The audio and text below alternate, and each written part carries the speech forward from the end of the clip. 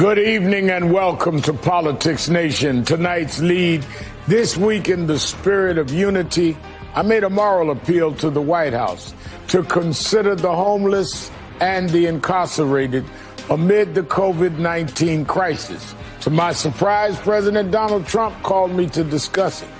He and I have exchanged some very contentious words over the last several years, and though we have not changed our view of each other, we did talk about the fact that in the midst of this pandemic, people that may be on different sides politically must discuss and try to come to some kind of common ground to deal with those in this country and around the world that are most vulnerable.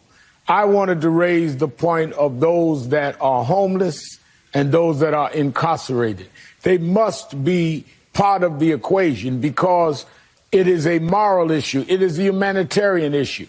And it is impractical to tell people that are homeless, that are not even in shelters, to stay home. It is really against any form of logic to tell people incarcerated in 6x12 cells to stay social distance 6 feet away from each other. So how do we test them?